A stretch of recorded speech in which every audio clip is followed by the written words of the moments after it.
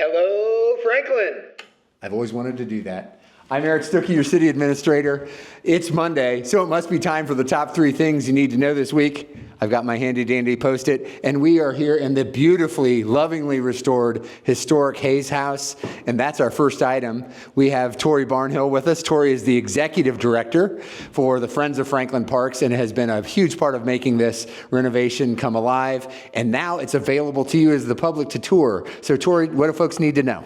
Good morning, Eric. Good morning. Well, tomorrow we're going to have the official grand opening for the museum portion of the Hayes House. We actually moved here a year ago when we completed the restoration, but we've been working on the stories and the artifacts so people can come in and have a free tour Tuesdays and Thursdays, 12 to 2 p.m., or by appointment. We would love for groups to come see, but they can learn the story of the farm, the history of the house, and the stories of Midnight Sun.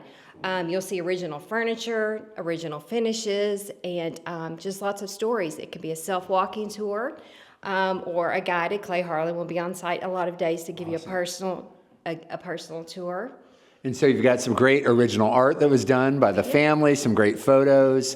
You even have Jim Hayes' radio set up. That was what I was playing with when we started. The radio. Yeah, so it's great. It's just a great piece of our history, so beautifully restored. Anything else folks should know? Yeah, there's going to be rotating art gallery because the last use of the house was an art studio for the Harlan and the plein air painters. So rotating art studio. So we have a new one that's I think we installed it last week. So that's great. Awesome.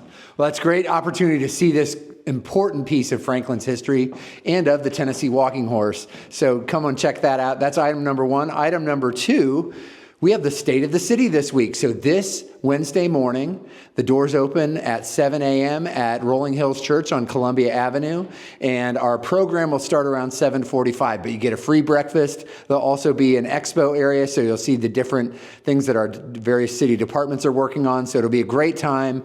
Come see what the mayor has to say about what's happened in the last year, but most importantly, what's on the horizon as Franklin moves into the next year plus. And item number 3, this Saturday at noon is the annual Rodeo Parade in downtown Franklin, sponsored by the Downtown Rotary. And I think this is the 74th anniversary of the rodeo. So it'll be a great time. Bring everybody out. That's a great parade to check out. And now we have some bonus items. This is a big week to recognize the work of public servants across our community, across the country, and beyond.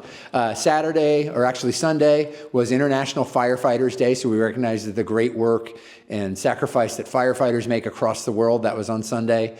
Today, this evening at 6 o'clock, is the annual Law Enforcement Memorial Day service or ceremony that we have in downtown Franklin. It starts at 6 o'clock today in the Franklin Theater. Then there's a procession down to the historic courthouse, and the ceremony concludes there. So it's a great time to also recognize those who have stepped up in law enforcement, but especially commemorate those who've made the ultimate sacrifice in keeping our communities safe.